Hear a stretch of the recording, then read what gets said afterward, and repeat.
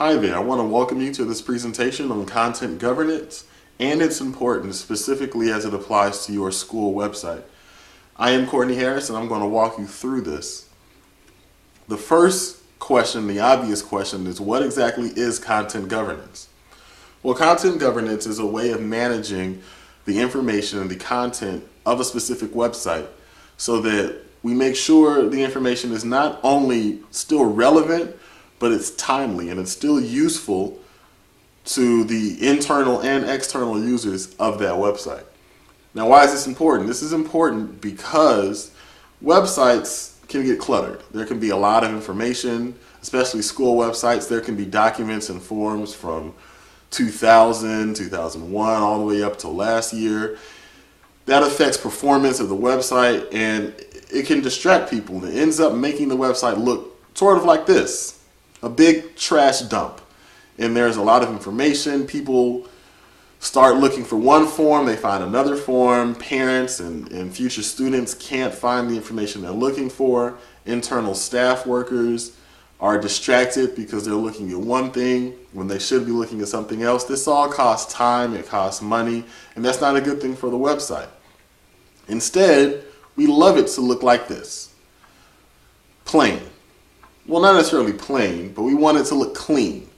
And to get it to look clean, we have to put in some rules. We have to put in some things to help our website be manageable by both internal and external users. The problem is when you hire people for this task, they end up getting tired. There's so much information, so much content, that the person ends up falling asleep right at their desk at their computer because it's almost overwhelming.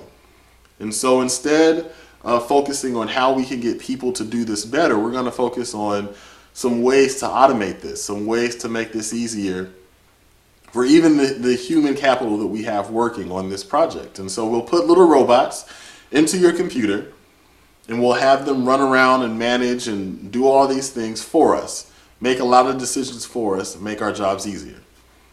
There are 4 stages to this, and the first one is the request stage. And in the request stage, the user, whoever that person may be, it could be an internal user, a department, it could be a parent, a potential student, a current student.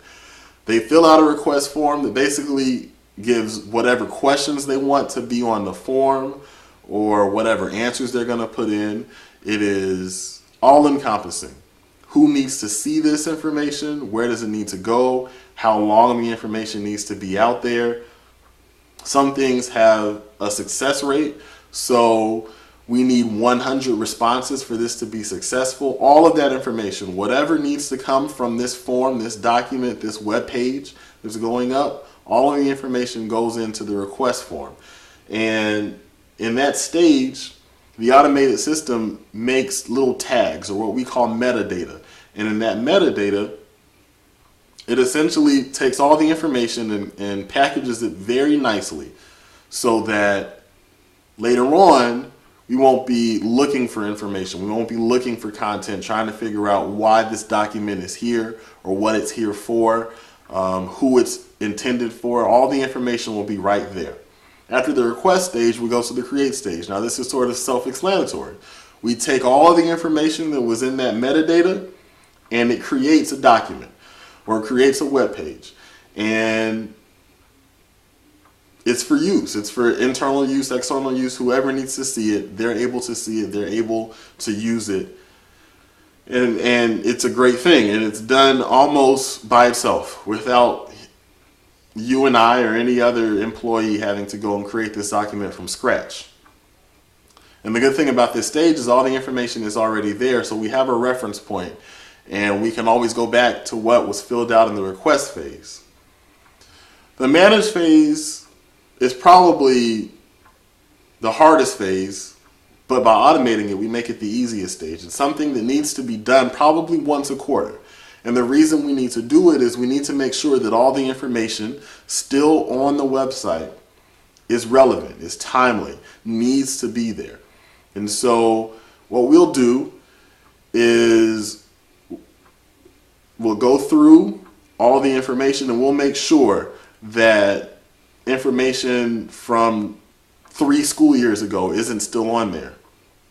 Or we'll make sure that whatever rules we set up to say we need 100 responses for this to be considered a success, it'll figure out, all right, it's been 4 months. We have not had 100 responses. This can probably get kicked out of the system. It's no longer relevant. Or documents from 2006 can be kicked out the system and purged because they're no longer relevant.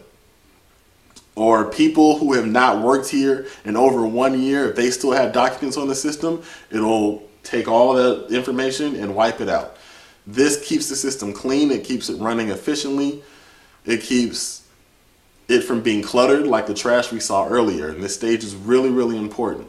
But it can be done once a quarter. And so it saves sort of time, and it saves people from having to oversee these things constantly, daily. We can set aside a time once a quarter to do it. And the last stage is the retire stage.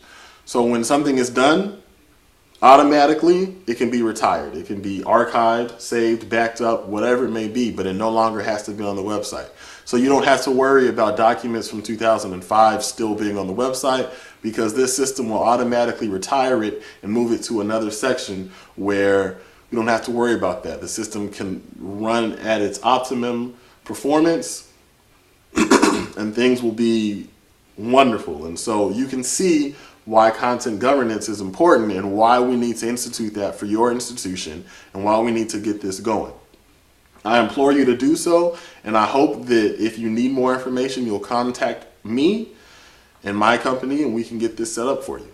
And now it is time for me to retire.